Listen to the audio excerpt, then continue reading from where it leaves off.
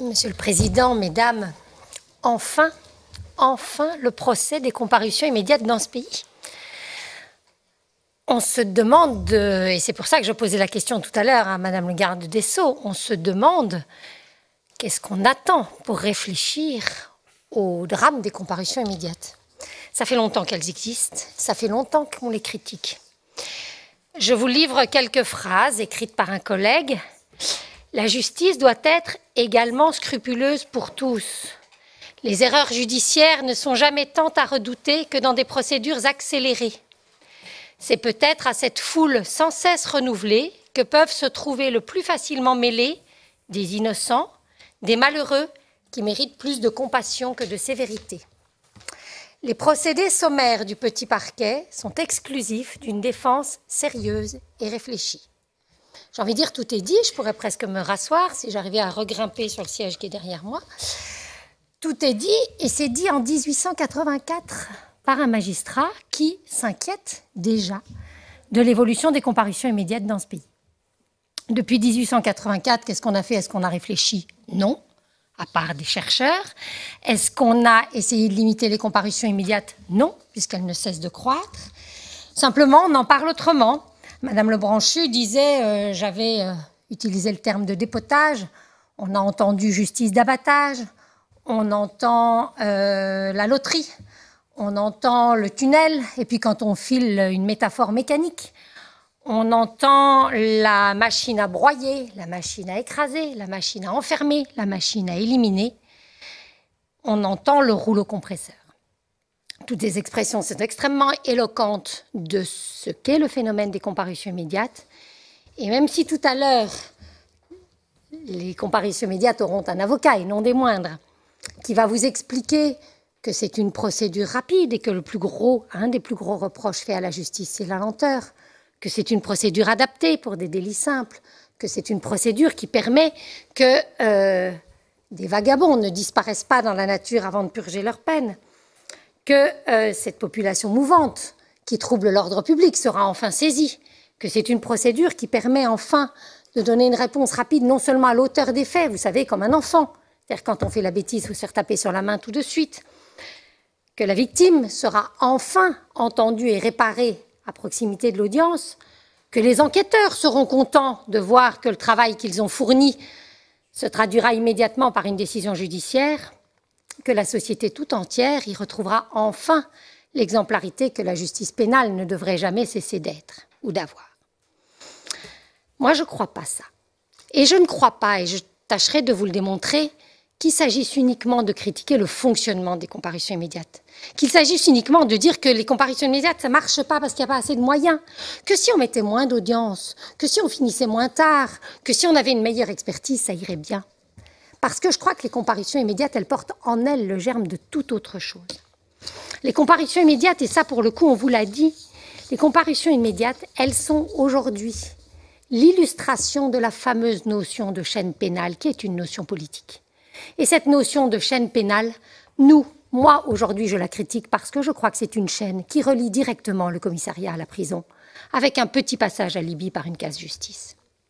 Les comparutions immédiates, c'est une justice de classe. On vous l'a dit, nos instants sont comptés à tous et c'est bien normal, je ne reviendrai pas.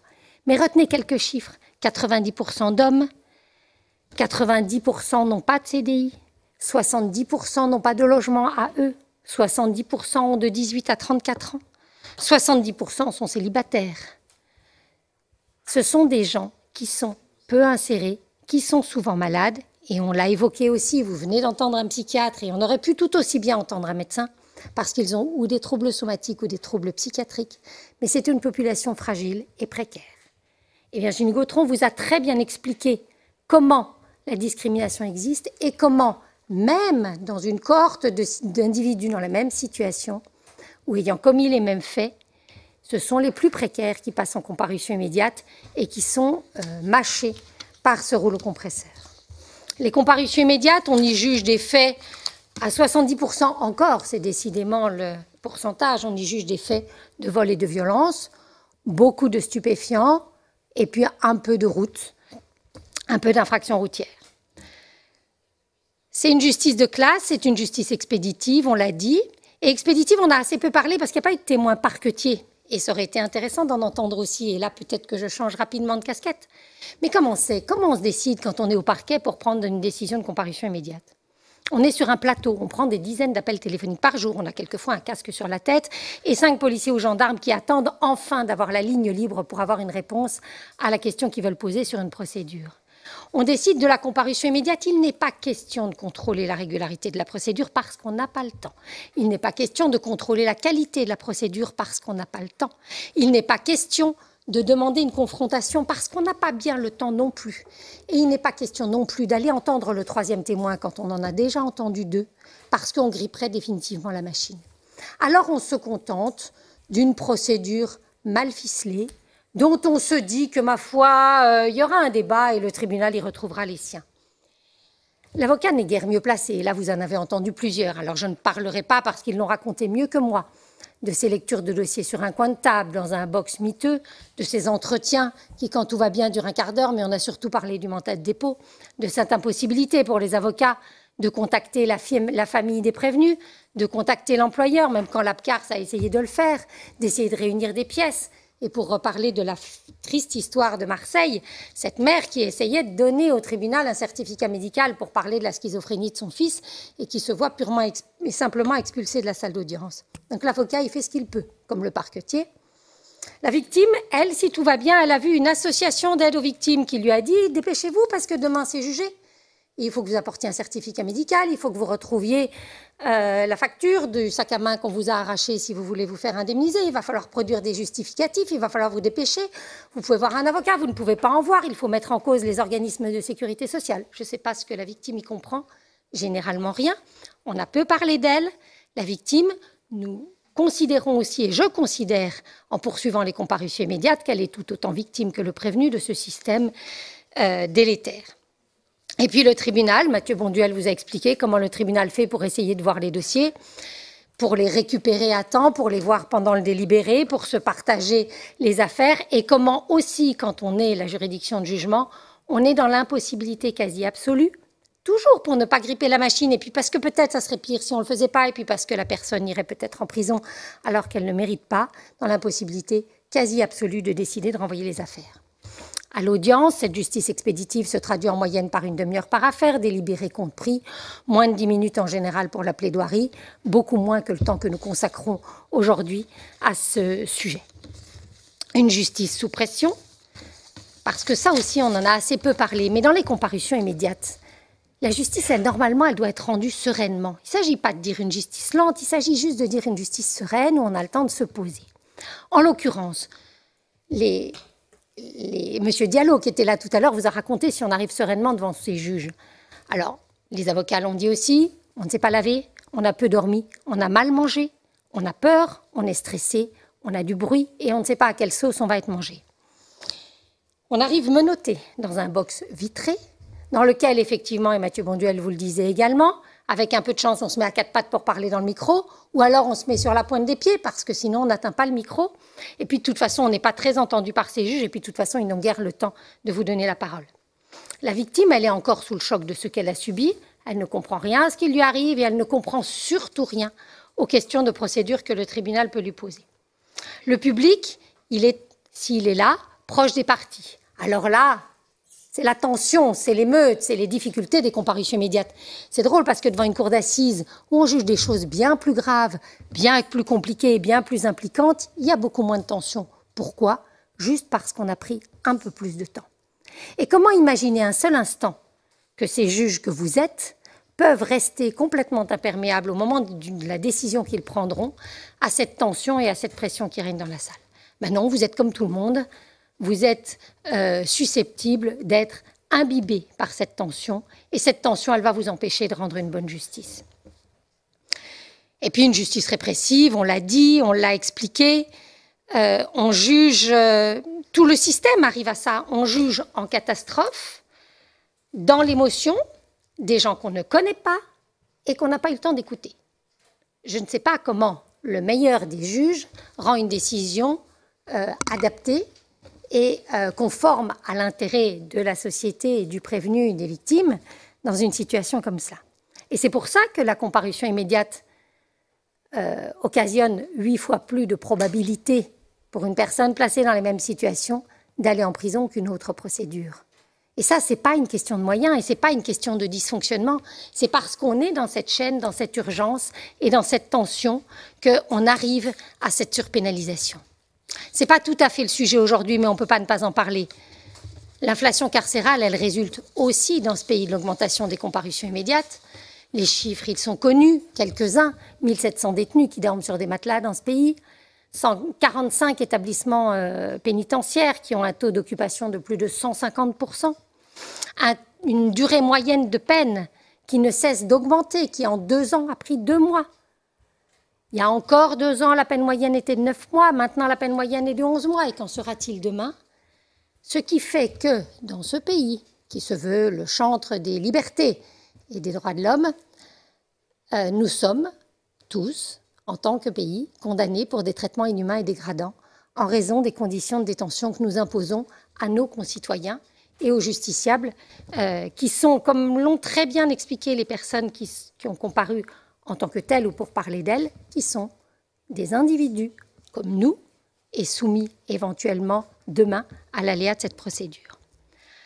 Alors, pourquoi on en arrive là? Et c'est là que je ne suis pas d'accord avec l'argument que vous soutiendra peut-être la défense. Je ne suis pas d'accord avec le manque de moyens, je ne suis pas d'accord avec les dysfonctionnements, je ne suis pas d'accord avec la fatigue des juges, je ne suis pas d'accord avec les remèdes qu'on pourrait dès lors apporter à cette procédure. Je pense que c'est un effet système et que le meilleur des juges, le meilleur des procureurs, le meilleur des avocats, le meilleur des prévenus et la meilleure des victimes arrive à ce même résultat d'une comparution immédiate, violente, surrépressive et à une justice de classe. 2 logiques ont conduit à ça. Une logique sécuritaire, très clairement, dans ce pays, une logique sécuritaire à l'œuvre depuis longtemps, mais qui ne fait que se renforcer, qui se renforce à travers toute l'Europe et toutes les sociétés occidentales. 1977, c'est l'apparition du concept de sentiment d'insécurité. Vous savez, jusque-là, on parlait de sécurité, c'était sûr, c'était pas sûr. Tout d'un coup, politiquement, on s'intéresse au sentiment d'insécurité et ça autorise tout. Ça autorise à dire il faut répondre à ça, il ne faut pas laisser sortir ces gens parce qu'on peut imaginer qu'on est en danger dans cette société et c'est ça qui justifie la répression. Et puis, toute l'institution judiciaire va être traversée de concepts de plus en plus prégnants comme celui de tolérance zéro, comme celui de taux de réponse pénale. Le taux de réponse pénale, il faut répondre à tout acte.